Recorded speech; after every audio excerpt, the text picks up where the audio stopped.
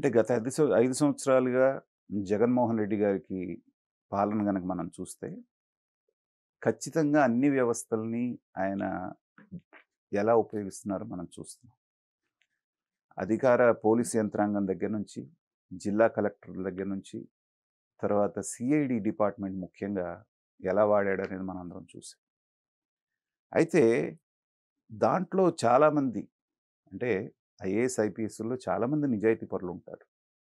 కానీ కొద్దిమంది ఈ రాజకీయ ప్రాపకం కోసమో, లేకపోతే సంపాదన కోసమో, లేపోతే అధికారంలో జగన్మోహన్ రెడ్డి గారే ఇంకొక 20 సంవత్సరాలు, 25 సంవత్సరాలు ఉంటారనేటువంటి ఒపీనియన్ తోటో వాళ్ళకి దాసోహం అనేటువంటి పరిస్థితొస్తుంది.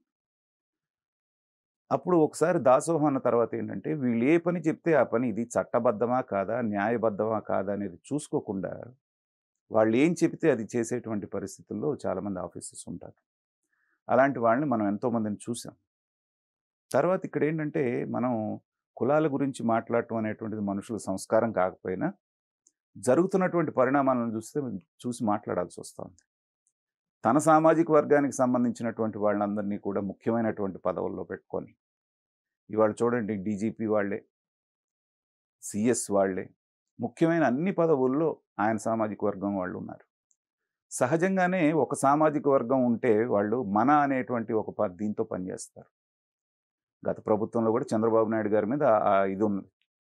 ఇంటెలిజెన్స్ చీఫ్‌గా ఏబీ వెంకటేశ్వరరావు గారిని తన సామాజిక వర్గంని పెట్టుకొని అందరిని ఇబ్బంది పెట్టారనేటువంటిది. సో, సహజంగా జరిగేది.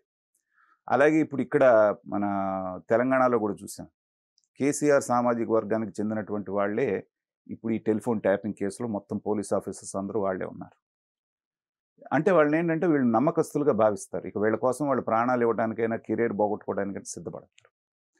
అలా వాళ్ళు అనేకమైనటువంటి దాష్టీకాలు. ఒక పోస్ట్ పెడితే 70 ఏళ్ల వృద్ధురాలిని తీసుకెళ్ళి రాత్రిపూట అరెస్ట్ చేసి లోపలేయటాలు, జర్నలిస్టులను అరెస్ట్ చేయటాలు.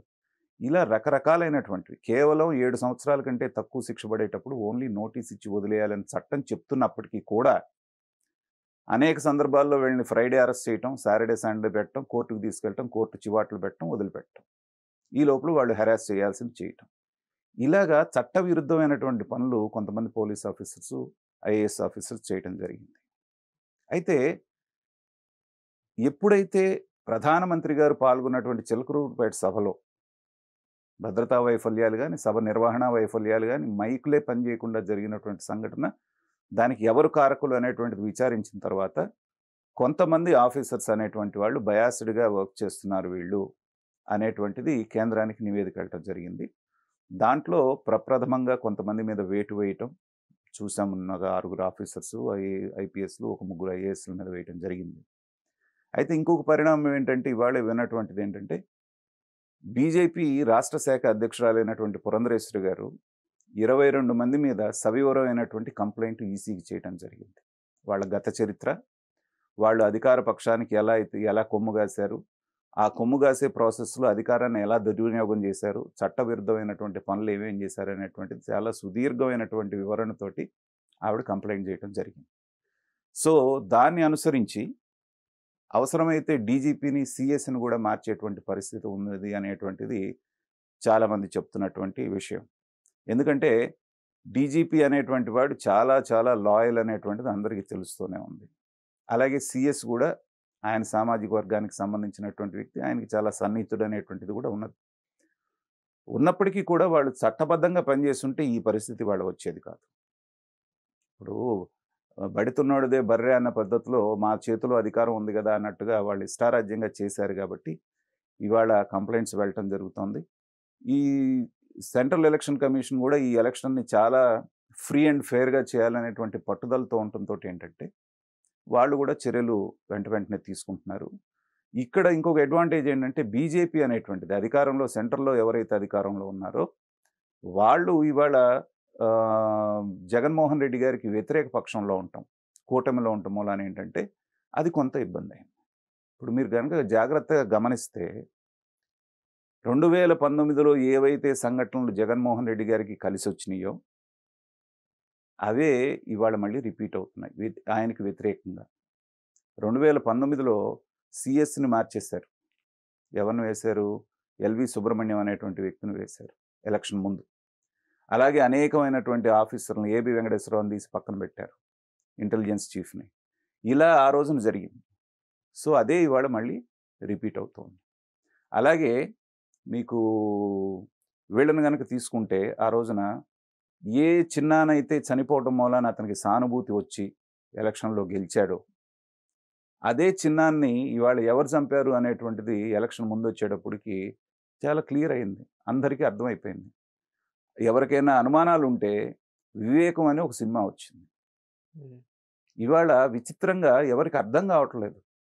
మిలియన్స్ ఆఫ్ వ్యూస్ పెట్టినటువంటి 2 రోజులు 20 లక్షల మంది పైన చూశారు ఒక ప్లాట్ఫామ్లో. ఎన్ని ప్లాట్ఫామ్లో దాన్ని షేర్ చేస్తే అన్ని ప్లాట్ఫామ్స్లో లక్షలాది మంది చూస్తున్నారు. అంటే జనం ఏంటంటే ఆసక్తిగా దాని వెనక చూస్తున్నారు. అదే మరి రామ్ గోపాల్ వర్మ 2 సినిమాలు తీశాడు, వ్యూహం, శపథం అని చెప్పేసి. అది ఎప్పుడు వచ్చిందో ఎప్పుడు పోయిందో కూడా ఎవరికి తెలియదు. అంటే ఏంటంటే జనాల యొక్క మూడ్ని ఇది తెలియజేస్తోంది. నువ్వు చంద్రబాబు నాయుడిని, పవన్ కళ్యాణ్ని విలన్గా చూపిద్దాం అనేటువంటిది ఎంతో ప్రచారం, ఎన్నో కాంట్రవర్సీస్ చేసి ఎంతో ప్రచారం తీసుకొచ్చి దానికి చూస్తేనేమో ఇది తుస్సుమన్నాయి. అసలు ఇది ఎప్పుడు నిర్మిస్తున్నారో కూడా తెలియకుండా బయటకు వచ్చినటువంటి సినిమానేమో లక్షలాది మంది చూస్తున్నారు. అంటే దీని అర్థం ఏంటంటే జనాల మూడ్ అనేటువంటిది ఎట్లా ఉందో అర్థమవుతుంది. జనరల్గా ఏంటంటే మా గురువుగారు ఒక ఆయన ఉన్నారు.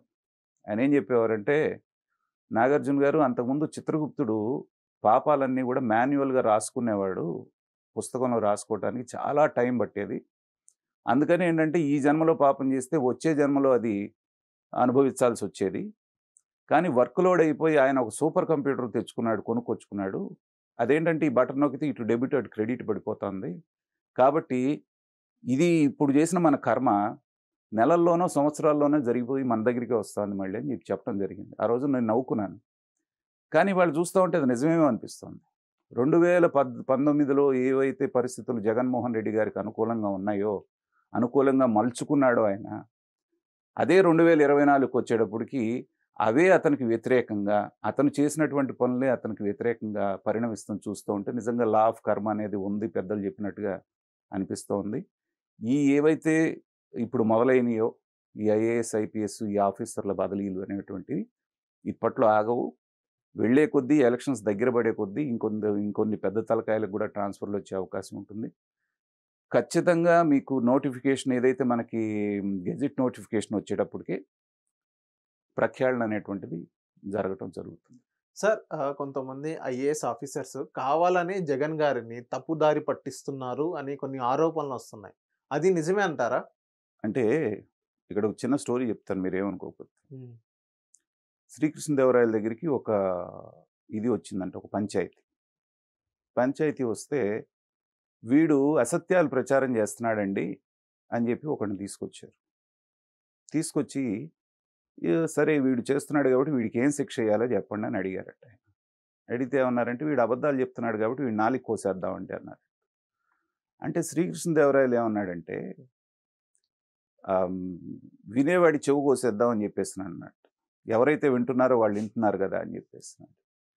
దానికి శ్రీకృష్ణదేవరాయలు అన్నది ఏంటంటే వాళ్ళు వినేవాళ్ళని ఇది చేసే కంటే చెప్పేవాడు నాలుగు కోసేస్తే ఇంకెవడికి చెప్పడు కదా అని చెప్పేసి.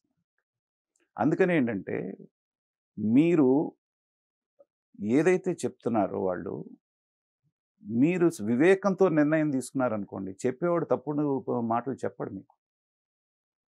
కానీ ఎప్పుడైతే మీరు తప్పుడు మాటలు చెప్తేనే మీరు నెత్తికెక్కించుకొని అవే ఇంప్లిమెంట్ చేస్తున్నారో, మంచివి చెప్పేటువంటి వాళ్ళని ఎప్పుడైతే దూరంగా పెడుతున్నారో, దాన్ని అప్పుడు వాళ్ళు ఏం చెప్తారు, వాళ్ళు ఏం చేస్తారు, న్యాచురల్గానే నీకేది నచ్చుద్దో అదే చెప్తారు. నీకు తప్పుడు విధానాలు, అవతల వాళ్ళని బూతులు తిట్టడం నీకు నచ్చుద్ది కాబట్టి బూతులు తిట్టేవాళ్ళే నీ పక్కన చేరుతారు. ఇప్పుడు ఎమ్మెల్యేల్లో కూడా మనం చూస్తున్నాం, మినిస్టర్లలో పద్ధతిగా మాట్లాడేవాళ్ళని జగన్మోహన్ రెడ్డి దగ్గరికి రానిస్తాడా? వాళ్ళకి ఏమన్నా పదవులు ఇస్తాడా? కొంతమంది టికెట్ కూడా ఇవ్వలేదు. ఎందుకంటే చంద్రబాబు నాయుడు తిట్టలేదు కాబట్టి, విమర్శించలేదు. కాబట్టి న్యాచురల్గానే తిట్టేవాళ్ళు, బూతులు తిట్టేవాళ్ళు నీ దగ్గరికి వస్తారు, నిన్ను మెప్పిస్తారు. అలాగే నీకు రాజకీయంగా మేలు చేసే సలహాలు ఇస్తేనే నీకు నచ్చుద్ది. ప్రజలకు మేలు చేసే సలహాలు ఇస్తే నీకు నచ్చదు. నచ్చనప్పుడు నీకు నచ్చే కేటగిరీ నీ దగ్గరికి వస్తారు. కాబట్టి ఆటోమేటిక్గా వాళ్ళని తప్పుదారి పట్టిస్తున్నారు అనేటువంటి దానికంటే కూడా తప్పుదారి నిన్ను పట్టించే అవకాశం వాళ్ళకి నువ్వే ఇస్తున్నావు. ఎందుకంటే తప్పుడు మాటలు నువ్వు విని వాటిని ఆచరణలో పెడుతున్నావు కాబట్టి. కాబట్టి ఏంటంటే దీంట్లో తప్పు ఏదైనా ఉందంటే అది జగన్మోహన్ రెడ్డి గారి తప్పే. ఇవాళ చూస్తున్నాం మనం దగ్గర దగ్గర 58 మంది సలహాదారులు ఉన్నారు వీళ్ళు. 58 మంది సలహాదారులు ఏమి సలహాలు చెప్పారు? ఈ రాష్ట్రాన్ని ఏం ఉద్ధరించారు? చాలామంది చెప్పింది ఆ 58 మంది సలహాదారులు 5గురు కూడా జగన్మోహన్ రెడ్డిని చూసుంటారంట హ్మ్. ఈ 3, 4 ఏళ్లలో. వాళ్ళు ఏం చేస్తున్నారు అనేటువంటిది $1 మిలియన్ క్వెషన్. లక్షలాది రూపాయలు, కోట్లాది రూపాయలు వాళ్ళకి జీతభత్యాల రూపంలో, మిగతా అలవెన్స్‌ల రూపంలో మాత్రం వెళ్ళిపోతుంది. రాష్ట్రానికి జరిగిన మేలు ఏంటంటే, సలహాదారుల్ని ఎందుకు పెట్టుకుంటాం మనకి? మనకి సలహా ఇస్తాడు, మనకు తెలియని విషయం చెప్తే అది రాష్ట్రానికి పనికొస్తదని. పనికొచ్చే పనులు ఏం జరిగినాయి? కాబట్టి సంక్షేమం అనేటువంటిది ఒక్కటి తప్పితే, రాష్ట్రంలో మిగతాది అన్నీ కుంటుపడ్డాయి అనేటువంటిది అందరూ చెప్తున్నటువంటి మాట. వాళ్ళు ఒప్పుకున్నా, ఒప్పుకోకపోయినా మనందరికీ తెలుస్తా ఉంది. అయితే సంక్షేమం వీళ్ళు మాత్రమే చేశారా? ప్రతి గవర్నమెంటు సంక్షేమం చేస్తుంది. తెలంగాణలో చేయట్లేదా? అందరికంటే ఎక్కువ సంక్షేమం చేసింది ఎన్టీ రామారావు గారు. సంక్షేమం అంటేనే బ్రాండ్ అంబాసిడర్ రామారావు గారు. కిలో ₹2 బియ్యం దగ్గర నుంచి, జనతా వస్త్రాల దగ్గర నుంచి, పక్కా గృహాల దగ్గర నుంచి తీసుకుంటే సంక్షేమానికి నాంది పలికింది ఆయన. అంతకుముందు కాంగ్రెస్ గవర్నమెంట్ తూతూ మంత్రంగా చేసినప్పటికీ కూడా పేదవాడి పట్ల నిబద్ధతతోటి వాళ్ళ జీవన ప్రమాణాలను పెంచాలని మొదలుపెట్టింది ఆయన. ఆ దగ్గర నుంచే తర్వాత వచ్చిన అన్ని గవర్నమెంట్స్ వాళ్ళకి చేతనైన స్థాయిలో సంక్షేమం అనేది చేసుకుంటూనే వస్తున్నారు. మరి ఆ రోజున పక్కా గృహాలు ఎన్టీ రామారావు టైంలో జరిగినాయి.